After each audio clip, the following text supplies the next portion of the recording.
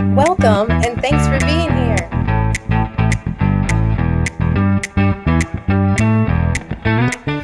Hello. Welcome back to another support video. In this video, we are covering American Foxtrot Grapevine. We're going to talk about staying on your tracks. And I know this could be absolutely new for some of you, so I'm glad you're here and I'm glad you're learning and advancing your own skill. Please remember, every new thing you start to add to your dancing does take time. So give it time. Allow yourself time to add these things in. It'll take a lot of brain work at first, maybe a lot of physical work, but the more and more you do it, the less you'll need your brain, the less you'll need your muscles because they're getting stronger and stronger. And they'll get into that muscle memory we talk about. Okay, so if you didn't know, for the most part, we talk about our legs each having their own track when we dance our ballroom dances, okay? Foxtrot is one of those. So, which means when we walk, and most of us do this normally when we walk, we keep our one leg in front of the hip, right? We don't, unless we are runway models, we don't, step across the other foot, right? So, if I were to draw a line straight out from my toes, you would see two lines. Those are the tracks I'm talking about, okay? So there's these imaginary lines that come out from your toes in front and your heels behind you, kind of like a pair of skis. That's a great example. You can pretend like you're dancing in a pair of skis to really get this idea of keeping your tracks not only parallel, but separate, okay? So when we execute a grapevine, if you don't know what a grapevine is, that's the step where you're stepping in front, side, back, side. If you're more familiar with sports, maybe you started in sports, like the karaoke drills. They're called karaokes, I think. At least they were back when I was in sports. It's that idea, okay? Now, when we execute those, it's very easy to think cross in front, side, cross and back, side. But that is wrong. We do not want to cross our feet in ballroom dancing, okay? There's a lot of reasons why. One of the biggest reasons is, have you ever had a heel dig into the top of your foot? It does not feel good. Whether it's a small heel or a big heel, they all don't feel good. So we want to prevent that. We also want clear communication with our partner. And so keeping those feet on different tracks helps our partner know where the weight is, right? As soon as we get on the same track, which does happen once in a while, it's a little bit harder to feel where that weight is, okay? So I want you to put on your imaginary skis, okay? And what we're gonna do is we're going to take a side step. Doesn't matter, follow me, mirror me, whichever way you wanna go. We're gonna step side. And right away, look down and make sure your feet are parallel, okay? If you step side and one toe kind of went out, right? Or maybe your supporting foot kind of swiveled, we want to do it again and hold that position, okay? Now, before we come across in front, what we're gonna do is we're going to angle our skis to the corner, okay? So you see how I angled my feet? And now I just take that ski track, and I come forward onto it. See that? See how I did not cross over, right? It just came straight forward, okay? And then before I step side, I need to rotate so that my feet are parallel for that side step, okay? And again, I'm rotating for my back step and I just slide it back, okay? Or step it back, straight back, instead of going like this, okay? So I rotate my feet and my hips and my knees and everything to stay over top of those skis. I rotate as I'm taking my steps, okay? So let me do it from this way, okay? So we start side, we're parallel, right? I'm gonna rotate and step back, okay? I'm stepping side, I'm keeping my feet parallel, right? And I'm coming forward. So every time I step, I'm thinking about my feet staying parallel, okay? We don't want this.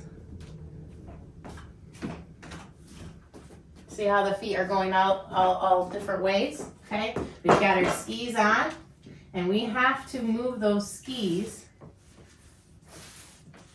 parallel, or else, have you guys ever walked in skis before or tried to walk?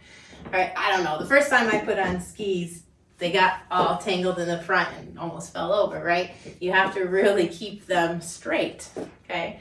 So keep your skis straight so that you are not losing balance and creating unclear communication with your partner, okay? So, for example, if we're leading from an outside partner position, okay, we're going slow, slow. We come off the track, and as we do that, we're rotating to that diagonal. And then we step back. And now we rotate to the next diagonal as I step side. See that? And now I'm ready to go forward. Right? Back. Rotate and forward. Okay? So I do my 2 slow steps. Right? I'm going to rotate to my side step, which it should be side and slightly back. Then I step back, keeping parallel feet. Okay? Then I step side and slightly forward, keeping the parallel feet. I step forward, staying on the same track. I do not cross over. All right? So I step forward, and then I rotate to step side and slightly back. Because I'm rotating, it's more of a rotation and a placement. That foot should be slightly back. I'm not going side, which makes my feet different directions, right? I rotate my hips, my knees, my toes, and land. Then I step back. I rotate my hips, knees, and toes, and then I land. And that makes it a side and slightly forward, okay? So we're no longer just doing side. We got slightly forward and slightly back. So we have slow, slow. Side and slightly back, parallel feet, back. Side and slightly forward, parallel feet, forward. Side and slightly back, parallel feet. Yeah, so you step, rotate, land. Step, rotate, land. Let's do it from the follows perspective. So follows, right, our leads are coming at us, and we're doing our 2 slow walks. He steps outside. Same thing. We need to rotate to step side, instead of just going side.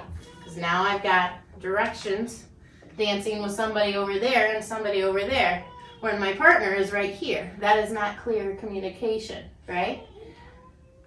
I don't expect my kids to listen to me if I'm not looking at them, right? Same thing in dancing. How do you expect your partner to listen if you're not talking at them, if you're talking at a different partner, right? So, again, as a follow, we just do our 2 walks, slow, slow, okay? Instead of stepping side like that, I rotate and land.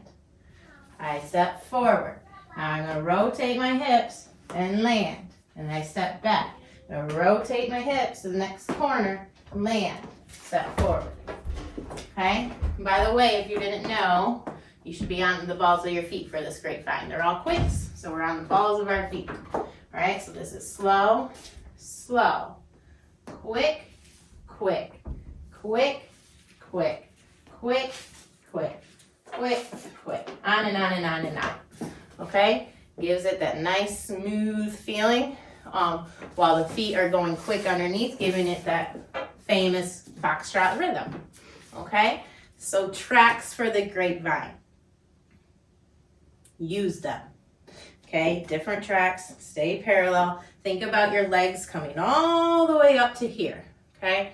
So if you shift your hips, rotate, the legs go with it. It's all one piece. Yes? All right, that was a lot of information in one little video. I could probably make 5 more videos just on this step, but I won't, right? Not yet anyways. I really want to gear this towards beginners. And even though, right, it's a lot of information and we don't expect you to be executing it that way at all in the very beginning, it's good to see where you need to go. and to understand why. And that's just going to make your acceleration, your learning curve, a lot steeper, right? The more you know, the easier it is for things to make sense. Then it's easier for your body to accept it and execute it, okay? All right, so grapevine, using your tracks, keep your feet parallel, all that, stay in the balls of your feet. Wonderful. Let me know if you guys have questions. I'll see you in the next video. Toodles.